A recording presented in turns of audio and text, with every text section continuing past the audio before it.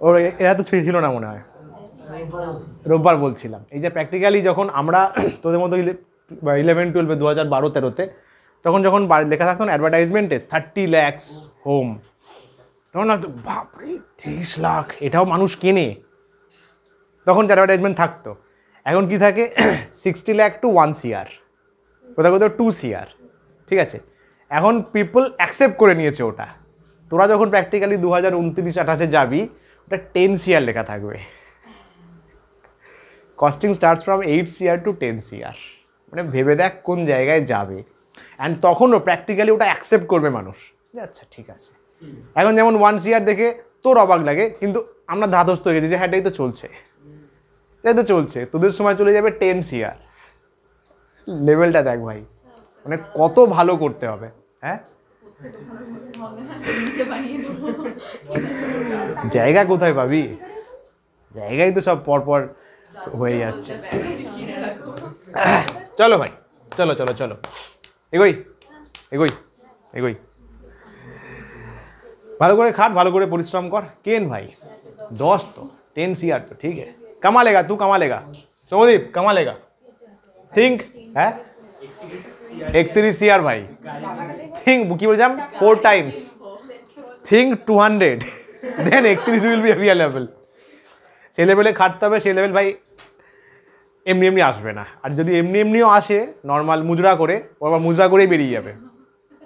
যারা এখন real influencers তাদের কথা বলছি আর কি, পরিশ্রম করলে স্টে করবে, এটা কিন্তু হক কথা, তুইও মানবি মেবি। চলো চলো চলো, ইয়াস বাচ্চাদের মাইন্ডসেট রাখতে হবে। বলো কোনটা বলাটা,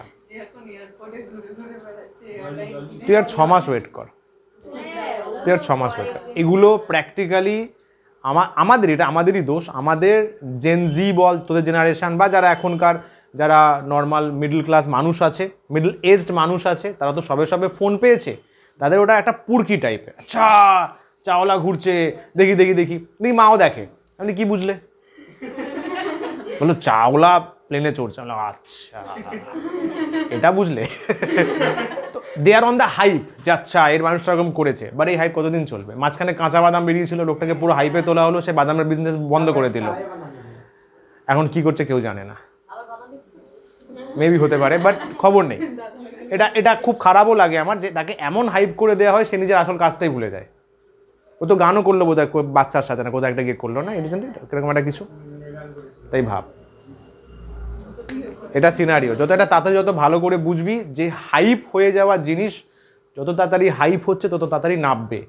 এবং খারাপ লাগে সেই মানুষটার যে তার এরপরে কী হবে, সে তো ওইটাই হ্যাবিচুয়েটেড হয়ে গেল। আর 6 মাস 1 বছর পরে ওই ভদ্রলোকের, যাই না যদি উনি বিজনেস চালান তো ভালো, ওনার যেটা মেন হবি, যদি ওর থেকে বেরিয়ে যান, ইয়ার I feel sad for him. ওকে এত হাইপ তুলে দিচ্ছে সবাই, তারপর একদম পুরো নিচে ধরে নামিয়ে দেবে। মানুষ এরকমই। ওই জন্য হার্ড আর্ন জিনিসের অ্যাটলিস্ট তুই ভ্যালু বুঝবি। ও তো এগুলো ফ্রিতে পাচ্ছে, ও তো কত ট্যুর শো করে এসছে, সব স্পন্সার্ড।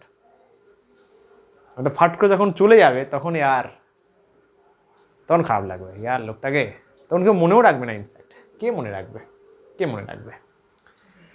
এটাই হচ্ছে ব্যাপার বাবু, বুঝলে? হার্ড আর্ন জিনিসপত্র আর ফোকরে পাওয়া জিনিসপত্র। ফোকরে মানুষ তোমায় খুব তুলবে, খুব বার খাওয়াবে, আর নিচ থেকে সিঁড়িটা কেড়ে নেবে। কারণ অন্য কাউকে সিঁড়ি দিতে হবে না তো ওটার জন্য। তুমি যদি নিজে সিঁড়ি বানিয়ে ওঠো, ইটস অ্যাবসলিউটলি ইয়োর্স। এগুলো পারলে লিখে একটা বই বানাস, নিচে লিখে this compile by Ayan sir. চলো ইমেজ ফরমেশন, স্পেরিক্যাল লেন্সেসের ইমেজ ফরমেশন, এর জন্য আমি এবার চার্জ নেবো ভাবছি। একটা করে বই গিফট করবি আমাকে। রুলস ইজ ইম্পর্টেন্ট সব ক্ষেত্রে।